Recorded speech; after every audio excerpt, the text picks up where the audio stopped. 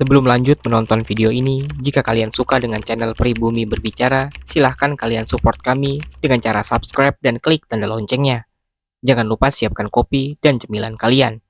Selamat menonton. Holocaust, mungkin kata yang tidak asing bagi orang-orang di dunia di zaman modern ini. Di balik kata Holocaust, tersimpan sejarah kelam di mana jutaan nyawa manusia habis dibantai oleh Nazi di bawah pimpinan Adolf Hitler. Tidak memandang tua maupun muda, baik itu dewasa, bahkan bayi sekalipun. Mereka disiksa dan dibunuh melalui beragam cara oleh Nazi. Di tahun 1939 merupakan memori kelam sekaligus malapetaka bagi orang-orang Eropa, terutama Yahudi yang mengalami penyiksaan yang dilakukan oleh Nazi. Hal ini diakibatkan adanya paham diskriminasi yang dibawa oleh Hitler. Kejadian tersebut tentunya tidak ingin diingat lagi bagi orang-orang yang selamat dari penyiksaan tersebut, terutama bagi orang-orang Yahudi.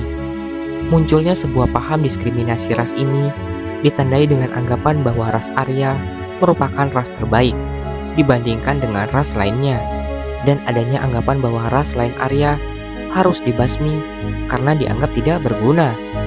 Paham yang dibawa Hitler inilah yang mendorong terjadinya pembantaian terhadap ras-ras lain, terutama Yahudi.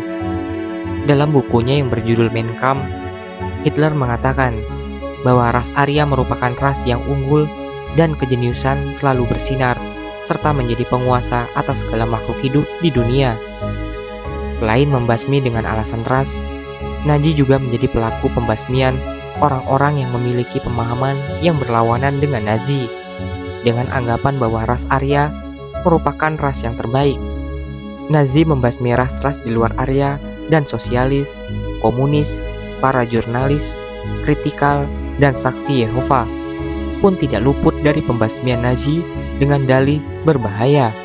Kekuatan pasukan Jerman di tahun 1939 bisa dibilang mencapai pada puncak kekuatannya, menaklukkan berbagai negara-negara di Eropa dengan serangan kilat atau yang dikenal dengan sebutan Blitzkrieg, mendirikan perkampungan Yahudi dan kamp-kamp konsentrasi di wilayah yang ditaklukkan untuk mengumpulkan orang-orang yang menjadi target pembantaian.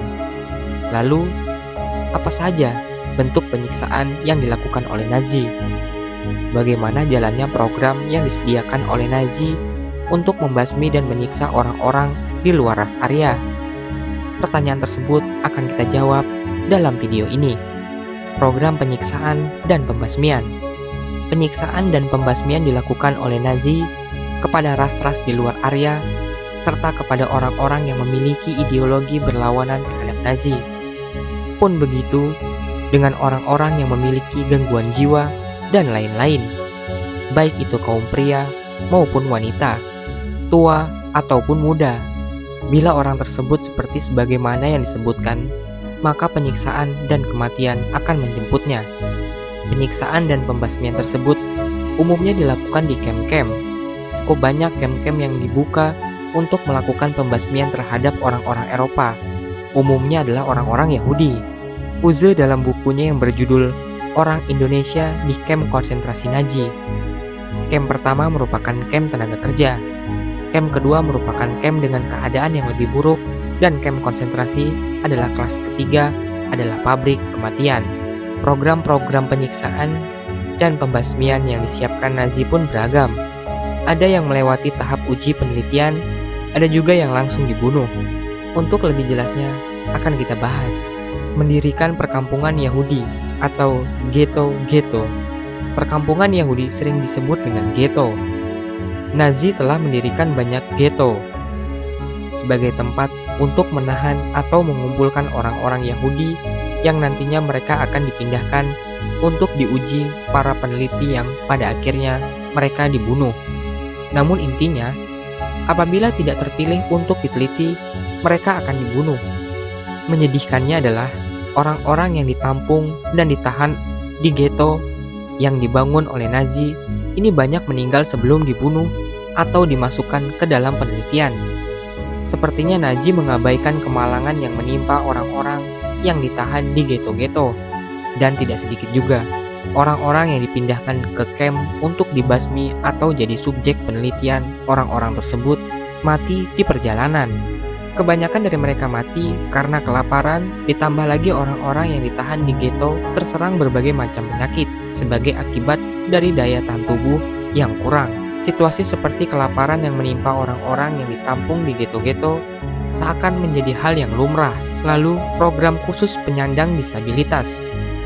Program ini sering disebut dengan program euthanasia atau T4. Orang-orang yang memiliki kekurangan seperti cacat fisik, penyakit parah, serta cacat mental dimasukkan ke dalam program khusus ini.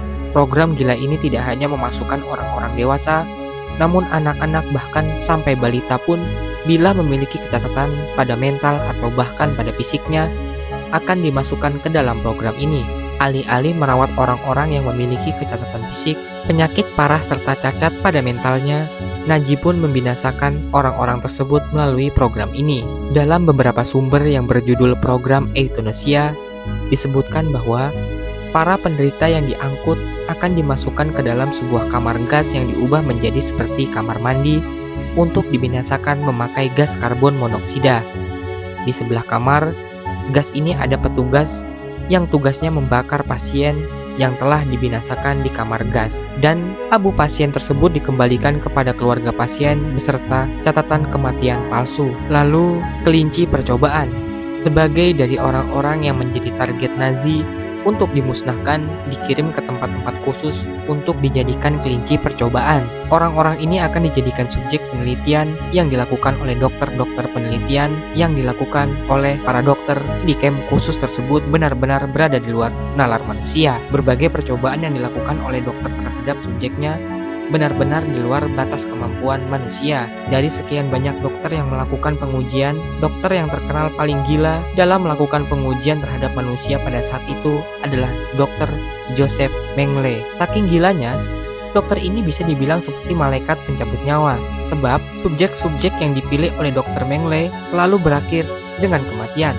Hampir semua eksperimen Mengele tidak memiliki nilai ilmiah, termasuk usahanya mengganti warna mata dengan menyuntikkan zat-zat kimia ke mata anak-anak, amputasi-amputasi yang beragam dan pembedahan-pembedahan brutal yang lainnya, dan juga beberapa kasus lainnya yang mengusahakan penciptaan kembar buatan yang disatukan dengan menjahit pembuluh-pembuluh darah. Lalu ada pembantaian skala besar. Selain kamp-kamp kerja paksa dan konsentrasi, Naji juga membangun kamp-kamp yang digunakan untuk melakukan pembantaian skala besar. Sangat banyak orang-orang Yahudi yang meregang nyawa di kamp pembantaian tersebut. Cara-cara Naji untuk membantai orang-orang tersebut juga beragam. Ada yang diberondong peluru, ada juga yang dimasukkan ke dalam kamar-kamar gas. Kamp kematian terbesar yang dibangun adalah kamp Auschwitz-Birkenau, yang memiliki sebuah kamp kerja paksa dan sebuah kamp pemusnahan. Kamp Birkenau memiliki 4 kamar gas dan kremasi. Di kamp inilah 1,6 juta orang Yahudi meninggal, 75.000 orang Polandia dan 19.000 orang Roma. Puncak operasi ini, kamar gas Birkenau bisa menewaskan kira-kira 8.000 orang per hari. Mayat-mayat yang telah dibinasakan tersebut dibakar di sebuah ruangan khusus. Sedangkan bagi mereka yang dipilih untuk kerja paksa, barang-barang mereka dirampas oleh Nazi dan kemudian barang tersebut diolah menjadi barang yang berguna bagi pasukan Nazi. Orang-orang yang dituntut untuk melakukan kerja paksa ini ditugaskan untuk membangun atau melakukan pekerjaan yang menguntungkan bagi Nazi.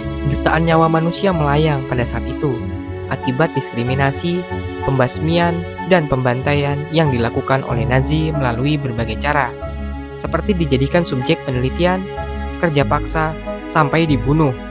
Dengan berbagai bentuk kekerasan tersebut, tentunya dunia tidak ingin hal tersebut terulang kembali, dan menjadi peristiwa Holocaust ini sebagai sebuah pelajaran yang sangat berharga. Semoga informasi sejarah ini bisa menambah wawasan kita semua. Jika kalian suka dengan video ini, silahkan berikan jempol ke atas, dan jika kalian menganggap video ini bermanfaat, maka bagikanlah kepada teman-teman Anda yang lain. Terima kasih sudah menonton.